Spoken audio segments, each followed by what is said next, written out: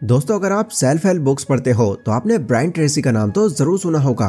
ये एक top motivational speaker और सेल्फ डेवलपमेंट कैटेगरी के बेस्ट सेलिंग ऑथर हैं। लेकिन अगर उनके पास्ट की बात की जाए तो वो शुरू में इतने कामयाब नहीं थे। ब्रायन जब 21 साल के थे तो उनके पास रहने के लिए एक छोटा सा अपार्टमेंट था, और यह अपार्टमेंट भी उनका खुद का नहीं था बल्कि उनके बॉस से उनको मिला था, क्योंकि ब्रायन उस टाइम एक कंस्ट्रक्शन वर्कर का काम करते थे। वो रोज सुबह 5 बजे उठते और 3 बस चेंज करके वो अपने इस काम पर जाते, एंड पूरा दिन काम करने के बाद भी उनको मुश्किल से ही सिर्फ गुजारा करने के लिए पैसे बच पाते थे।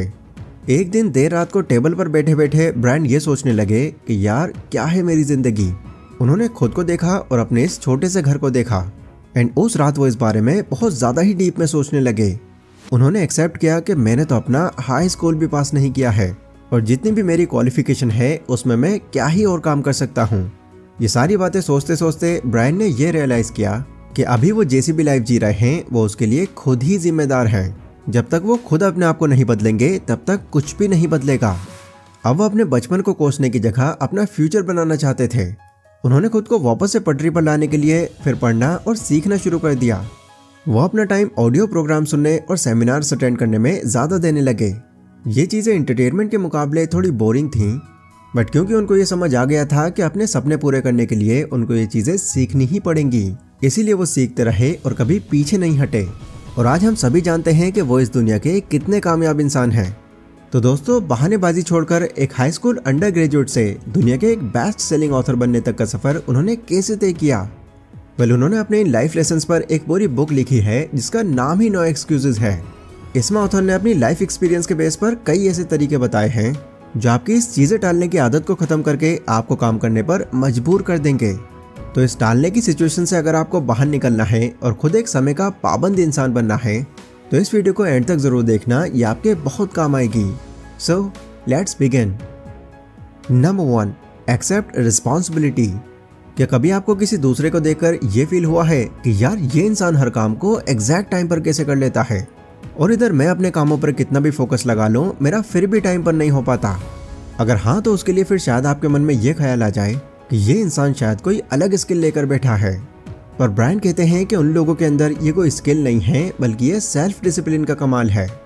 ऐसे लोगों के सामने भी कई सारी डिस्ट्रैक्शंस उनका ध्यान भटकाती हैं, और इस तरह की डिस्ट्रैक्शंस को वो एज अ रिवॉर्ड यूज करते हैं। मतलब जैसे मान लो उनको काम के दौरान अगर कभी गेम खेलने का मन किया, वो अपने माइंड में ये बिठा लेते हैं कि मुझे इस गेम को चलाने के लिए इस काम के लेवल्स को पार करना होगा, एंड इस तरह से उनके काम में उनका हाथ और तेज हो जाता है। एक बार ऑथर अपने सेमिनार में आए एक डेंटिस्ट के बारे में बताते हैं। वो कहते हैं कि एक डेंटिस्ट को अपने काम से इतना प्यार था कि जब भी कोई डेंटल कॉन्फ्रेंस होती तो वो फौरन वहां पर पहुंच जाते ताकि वहां पर वो कुछ नए तरीके सीख सकें और उसे अपने काम में अप्लाई कर सकें। हांगकांग में भी उन्होंने एक ऐसी ही कॉन्फ्रेंस अटेंड की थी।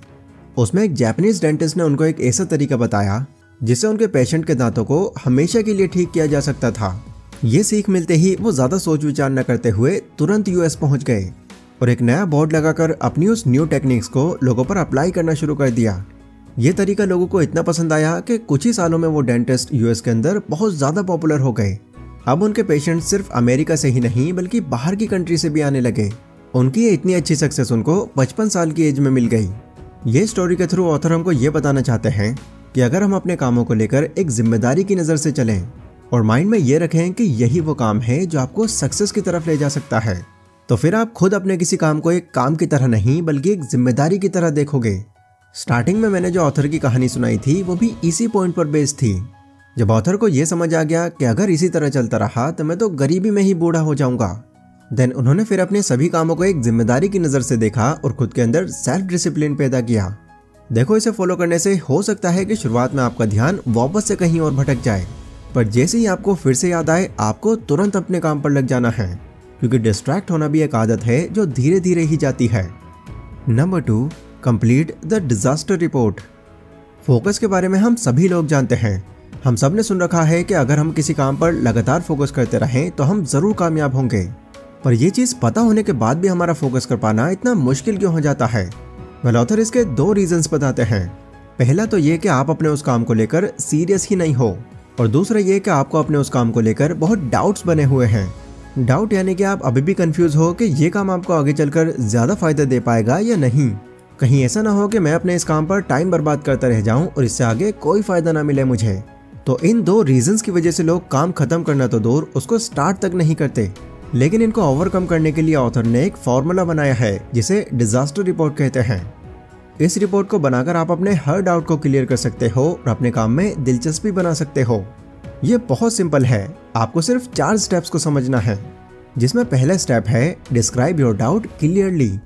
एक पेन और एक पेपर लो और आपके मन में अपने काम को लेकर जो भी डाउट्स चल रहे हैं उन सबको पेपर पर लिखते चले जाओ।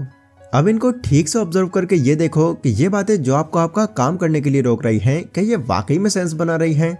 कहीं ऐसा तो नहीं कि ये पॉइंट्स आपके माइंड के अंदर सिर्फ एक डर पैदा कर रहे हैं ताकि बस आप अपने इस काम से डिस्ट्रैक्टेड रहो और कोई लोड ना लो अपने ऊपर। और अगर किसी पॉइंट में आपको सेंस बनता हुआ दिखता है तो ये जानने का ट्राई करो कि उसकी पॉसिबिलिटीज कितनी है। दूसरा स्टेप है identify the worst case scenario. अपने काम को लेकर डाउट में रहना या उससे डरने का एक रीजन ये भी हो सकता है कि आप उसको बार बार सोचते हो और यही चीज आपको अपना काम टालते रहने के लिए पुश करती रहती है। और ऑथर कहते हैं कि जरा इमेजिन करके देखो, जिस काम को लेकर आप फियर में जी रहे हो अगर वो सच हो गया तो क्या होगा। जैसे सपोज आपके एग्जाम्स आने वाले हैं और अभी तक आपने उतनी पढ़ाई नहीं की जितनी करनी चाहिए थी। अब आपको ये डर है कि कहीं मैं ज्यादा नंबर ना ला पाया या मैं फेल हो गया तो क्या होगा। एंड क्योंकि आप इससे पहले ही डरे हुए हो तो जो टाइम आप अपनी बची हुई पढ़ाई को देने वाले थे आप वो भी नहीं दे पाते। एंड एग्जाम्स के अंदर फिर आपके कम मार्क्स आते हैं या आपकी बैक आ जाती है। तो अब क्या यहाँ आपकी लाइफ अब खत्म हो चुकी है? क्या आपको अपनी लाइफ में करने को अब कुछ भी नहीं बचा? या क्या अब आपको अपनी लाइफ में कोई दूसरा मौका नहीं मिलेगा? देखो मेन दिक्कत क्या है, जिन चीजों को हम एक डर समझकर उस पर टाइम देने से भी कतराते हैं असल में वो फियर उतना स्ट्रांग होता ही नहीं। बट क्योंकि हम उसके बारे में बहुत ज्यादा सोचते हैं तो वो हमको खुद ही स्ट्रांग लगने लगता है। पर फिर भी अगर आपको ये लगे कि आपका फियर एकदम जायज है तो आपके लिए फिर तीसरा स्टेप है, इसका नाम है brainstorm solution for worst case scenario. अगर आपसे आपका फियर कंट्रोल नहीं हो पा रहा तो ऑथर फिर इसको फेस करने के लिए उसका समाधान खोजने को कहते हैं, जिससे अगर वो फियर सच भी हो जाए तो आपके पास पहले से ही एक सॉल्यूशन हो। जैसे मान लो आपको कोई इन्वेस्टमेंट करनी है पर आपको पैसे खो देने का डर है, तो यहाँ पर आपको कोई ऐसा तरीका खोजने की जरूरत है जिससे अगर आपके पैसे ये खो भी जाएं या इनमें से थोड़ा बहुत लॉस भी हो जाए तब भी आपके पास कोई ऐसा दूसरा तरीका हो जिससे आपका वो लॉस कवर हो जाए। ऐसा करने से आपके अंदर का ये जो डर है वो पूरी तरह से खत्म हो जाएगा। एंड डर खत्म होने का मतलब है कि आप अपने काम पर फोकस कर सकते हो। चौथा स्टेप है टेक एक्शनेबल स्टेप्स।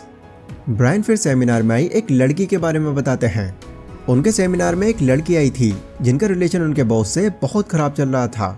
हालांकि वो अपनी कंपनी की सबसे बेस्ट एम्प्लॉयज में से एक थी, लेकिन उसके बॉस उसके काम में हमेशा कमी निकालते रहते, यहाँ तक कि उससे बहुत बुरी तरह से बात करते, जिसकी वजह से वो अपने काम पर फोकस नहीं कर पा रही थी। उसको ये डर था कि अगर वो अपने बॉस को जवाब में कुछ बोल देगी तो उनका रिएक्शन क्या होगा, शायद वो मुझे इस कंपनी से ही ना निकाल दें। तो ये सब सुनकर ब्रायन ने उनको एक एडवाइस दी और उसको फॉलो करने बोला। अगली बार जब उसके बॉस ने उसको बिना वजह के बोलना शुरू कर दिया तो वो अपनी चेयर से उठ खड़ी हुई। उसने बहुत पोलाइट वे में कहा, सर प्लीज़ आप मुझे ऐसा मत कहा करिए, क्योंकि जब भी आप मुझसे थोड़ा तेज़ आवाज़ में बात करते हैं तो मेरा फोकस हट जाता है काम से और दिन भर मेरे माइंड में फिर यही सब चलता रहता है। ये लड़की इतने कॉन्फिडेंस के साथ ये सब इसलिए बोल पाई क्योंकि उसने अपने माइंड में इसका जो बुरा नतीजा निकल सकता है वो पहले ही सोच लिया था। उसने तैयारी कर ली थी कि अगर मुझको यहाँ से फायर कर दिया गया तो मेरा रिज्यूमे दूसरी कंपनी के लिए बिल्कुल सेट है। लेकिन अच्छी बात यह थी कि जो रिएक्शन उसने सोचा था वो हुआ ही नहीं। उसके बॉस ने उसको फायर करने की जगह थोड़ा सोचा और उससे माफ़ी मांगी। ऑथर कहते हैं कि इस लड़की की तरह अगर आप भी अपने डर को इसी तरह से कन्फ्रंट करते हो तो कोई भी स्टेप लेने से पहले आपको फिर ज़्यादा सोचना नहीं पड़ेगा और डेफिनेटली आप अपने गोल पर फिर ईजिली काम कर सकते हो। ये सारी बातें मैंने आपको ब्रायन ट्रेसी की बुक नो एक्सक्यूजेज से बताई है। देखो इंसान के पास लाइफ में 2 चॉइसेस होती हैं। पहला कोई एक्सक्यूज देकर स्टेप्स लेने से बच जाना और कंफर्ट में अपना टाइम गुजारना। दूसरा अपनी लाइफ की जिम्मेदारी लेना और खुद उसके लिए एक्शन लेना। याद रखना एक्सक्यूज देकर आप कुछ महीने या फिर कुछ साल तक कंफर्ट में रह सकते हो, लेकिन आगे फिर पूरी लाइफ आपकी बिगड़ जाएगी। इसलिए एक्सक्यूज देने की बजाय अपने अंदर सेल्फ डिसिप्लिन बिल्ड करो, क्योंकि ये आपको लगातार काम करते रहने में बहुत हेल्प करेगा। ये वीडियो अगर आपको पसंद आई हो तो इसको अपने दोस्तों के साथ भी शेयर करें। एंड अगली वीडियो आप किस टॉपिक पर चाहते हैं ये आप लोग मुझे कमेंट करके बता सकते हैं। बाकी मैं मिलता हूँ अपनी नेक्स्ट वीडियो में, तब तक के लिए stay safe, stay healthy, take care.